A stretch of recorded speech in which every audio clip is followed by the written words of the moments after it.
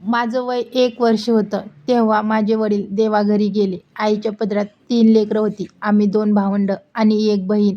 आईचं लहान वयातच लग्न झालं होतं. त्यासाठी 3 लेकरं, आईची जवानी, हाताला काम नाही, राहायला एक रूम. तेव्हा तर चुलते मालत्यांच्यातच आई आम्हाला घेऊन राहत होती. पण चुलते मालते टोमणे मारत होते. आईच्या हाताला काही काम नव्हतं ना, जमीन जुमला, रानात काही काम करू शकत नव्हती, घराच्या बाहेर सुद्धा जाऊ शकत नव्हती. आई ही जवान होती. लोक वाईट नजरेने तिच्याकडे बघत होती. मोठा चुलता, त्याच्याकडे आम्ही राहत होतो. आईला 3 लेकरं आम्ही. आई पण घरातलं सगळं काम करायची, तरी माझी चुलती आईला टोमणे मारायची. 3 लेकरं ठेवून बाबा देवाघरी गेला. आमच्या जीवावर लेकरं काढून ठेवली. माहेराचा आधार नाही, भाऊजाई कोण कोणाची, म्हणून आई तिथंच राहत होती. आईला समजत नव्हतं 3 लेकरं कशी मोठी करू. मोठा भाऊ माझा 5 वर्षाचा होता, बहीण 3 वर्षाची आणि मी 1 वर्षाचा होतो. मोठा भाऊ माझा शिक्षणाने, माझ्या आईने त्याचं शिक्षण बंद केलं. त्याला काहीतरी असं कामाला इकडं तिकडं काम करून 4-5 रुपये तो कमवून आणायचा. 4-5 रुपयातच आई खूप खुश व्हायची. आई आमच्या चुलत्यासोबतच म्हणजे आम्हीच सगळे चुलत्यासोबतच राहत होतो. चुलता कमवायचा, चुलता घरात नसायचा, पण पाठीमागे चुलती आईला सारखी टोमणे मारत असायची. आईने निर्णय घेतला, नाही आता बस झालं, आता बाहेर राहायचं. कारण चुलता घरी आल्यानंतर चुलत्याची पण वाईट नजर माझ्या आईवर होती.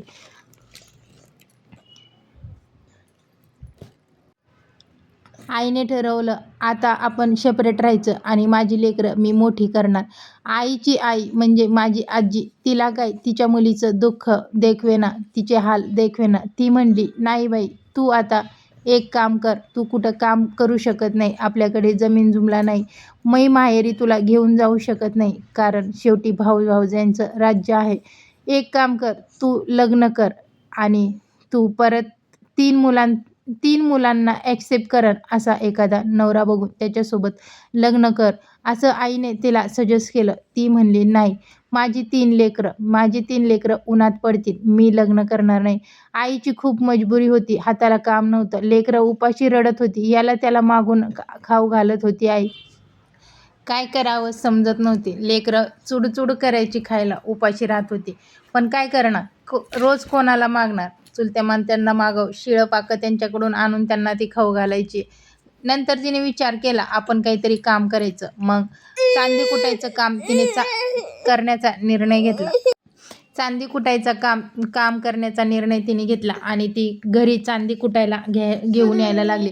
दिवस रात्र चांदी कुटत होती. चांदी कुटायला खूप मेहनत लागते. चांदी कुटून ती दिवसाचे 20-25 रुपये कमवत होती.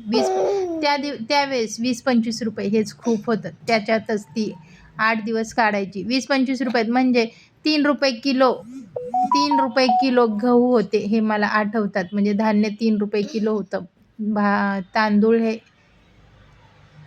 राशींचे तांदूळ हे 2 रुपये किलो होते. मला चांगलं आठवते, 100 रुपयात 1 पोतं धान्य येत होतं. म्हणजे गहू आणि तांदूळ असं राशींचं धान्य भेटत होतं. ते धान्य आम्हाला आई खाऊ घालायची. राशींच्या चपात्या एकदम लाल वास मारायच्या, तरीसुद्धा त्या चपात्या खाऊन आम्ही मोठे झालो. तेल नसायचं चपातीला तर रोट्या खाऊ घालायचे. भाजीला काही नसायचं तर आम्ही काय करायचो, माझी बहीण आणि माझा भाऊ रानात जायचे. दुसऱ्यांच्या रानातनं जाऊन तांदूळाची भाजी आणायचे. तांदूळाची भाजी आणल्यानंतर त्याला मीठ मिरची सुद्धा नसायची. फक्त मिठात म्हटलं तरी आई आम्हाला शिजवून ते खाऊ घालायची. कधी कधी तर फक्त तांदूळाची भाजी आम्ही शिजवून खाल्लेली आहे. असे आम्ही दिवस काढलेले आहेत. कोणाच्या तरी रानात जाऊन हुलका आणि मटकीच्या छोट्या छोट्या शेंगा तोडत बसायचो. दिवसभर शेंगा तोडत बसायचो आणि ते संध्याकाळी घेऊन यायचो. ते पण चोरून, मालक आला तर मारेल, हे करेल ह्या भीतीने थोडा वेळ बाहेर टाइमपास करायचा. तेवढ्यापुरते जाऊन जवळच्या जवळ लगेचच शेंगा तोडायच्या, साईडला बसायचं. अशा प्रकारे आम्ही दिवस काढत होतो. नंतर माझा भाऊ जसा मोठा होत होता तसं अजूनच प्रॉब्लेम वाढत होते. मला तर ह्यातलं काही समजत नव्हतं. पण मी खूप लहान होतो. मला तर यातलं काही समजत नव्हतं. नंतर खूपच हालाकीचे दिवस येत होते. आई आजारी पडली, बहीण आजारी पडली. बहीण पण खूप छोटी होती. माझा भाऊ तेवढं त्याला समजत होतं कारण तो 5 वर्षाचा होता.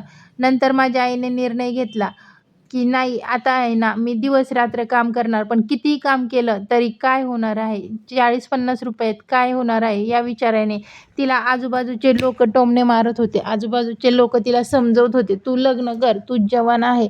असं कोणी पण भेटेल की मुलांना पण ॲक्सेप्ट करेल. अशातच आईच्या आयुष्यात एक व्यक्ती आली आणि ती व्यक्ती आईचे हाल बघून आईसोबत लग्न करायला म्हणजे मुलांना सांभाळायला तयार झाला. आईसोबत लग्न करायला तयार झाला. आईने सगळं क्लिअर सांगितलं, "मी लग्न करीन, पण माझ्या मुलांना अंतर नाही द्यायचा. मी लग्नाला तयार आहे." आईने ठरवलं. आई म्हटली आईच्या लग्नाचा होकार ऐकून आईची बहीण म्हणजे मावशी तिच्या घरी खूप चांगलं होतं, पण शेवटी कोणी कोणाचं नसतं. परिस्थिती ही खूप वाईट असते आणि माझी आई लग्नासाठी मजबूर झाली. तेव्हा एक मावशी माझी पुढे आली आणि म्हटली, "मला 4 मुलं आहेत. मला मुलगी नाही. तू मला तुझी मुलगी दे. मी तिला सांभाळते." आईला आनंद झाला. जर आईने त्या मुलीला सांभाळण्याचा निर्णय घेतला असता त्या मुलीची जबाबदारी उचलली असती, तर आईने लग्नाचा निर्णय नसता घेतला. आईने त्या मुलीला तिच्याकडे हसत दिलं आणि आईने लग्न केलं. मोठा मुलगा हा चुलत्याकडे ठेवायचा ठरवलं आणि मला फक्त घेऊन आईने ठरवलं, की माझा लहान मुलगा फक्त माझ्यासोबत राहील. पुढची कहाणी ऐकण्यासाठी चॅनलला सबस्क्राईब करा, लाईक करा आणि जास्तीत जास्त शेअर करा.